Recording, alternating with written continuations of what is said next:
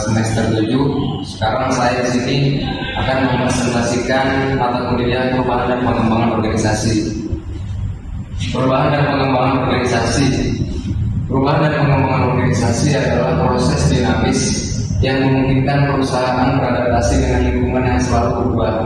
Hal ini penting untuk meningkatkan efektivitas, meningkatkan daya saing, dan memastikan berkelanjutan organisasi dalam jangka panjang. Memahami perubahan mengapa diperlukan. Yang pertama, persaingan yang ketat. Lingkungan bisnis yang kompetitif menuntut organisasi untuk terus berinovasi dan beradaptasi.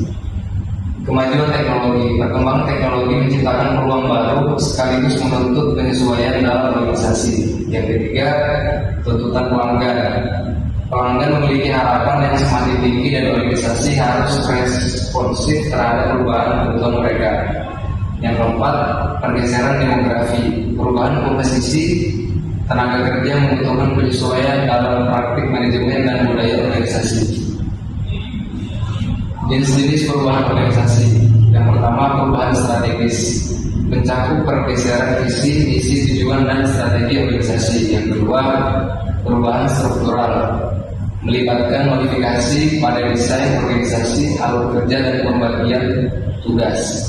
Perubahan teknologi, berkaitan dengan adopsi teknologi baru dan integrasi sistem yang berbeda. Faktor-faktor pendorong perubahan.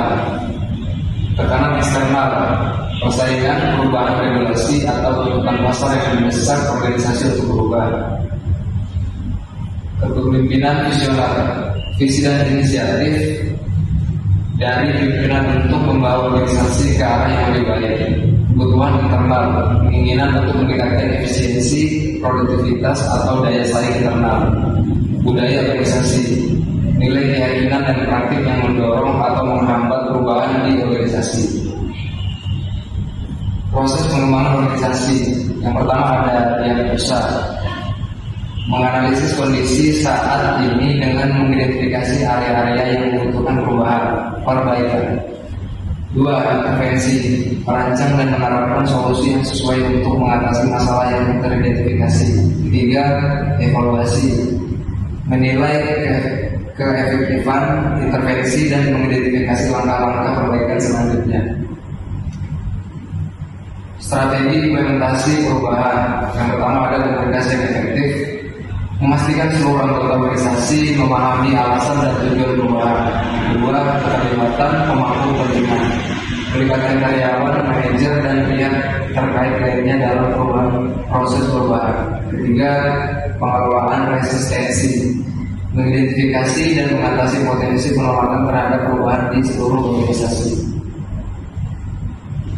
Peran manajemen dalam perubahan. Pertama ada memimpin, menetapkan visi, mengkomunikasikan tujuan dan menjadi teladan dalam perubahan. Memfasilitasi, mendorong kolaborasi, membangun tim yang efektif dan mengelola resistensi. Yang ketiga, merencanakan, mengembangkan strategi yang jelas dan langkah-langkah implementasi yang terukur. Yang keempat, memantau, mengevaluasi kemajuan, mengidentifikasi masalah, dan melakukan penyesuaian yang diperlukan. Manfaat dan tantangan perubahan organisasi. Manfaat: meningkatkan daya saing dan profitabilitas, meningkatkan efisiensi dan produktivitas, memperkuat budaya organisasi dan kepuasan karyawan, mengembangkan inovasi dan adaptabilitas. Tantangan: resistensi karyawan terhadap perubahan, keterbatasan sumber daya dan anggaran, kompleksitas koordinasi dan komunikasi, mempertahankan kelangsungan bisnis selama transisi. Yang terakhir ada kesimpulan. Jadi perubahan dan pengembangan organisasi adalah proses vital yang memungkinkan organisasi beradaptasi dan bertahan di tengah lingkungan yang dinamis. Dengan pendekatan berencana, komunikatif, dan kolaboratif, organisasi dapat memanfaatkan peluang, mengatasi tantangan, dan mencapai tujuan jangka panjang. Baik, mungkin itu sekian presentasi dari saya. Kurang lebih saya mohon maaf. Wassalamualaikum warahmatullahi wabarakatuh.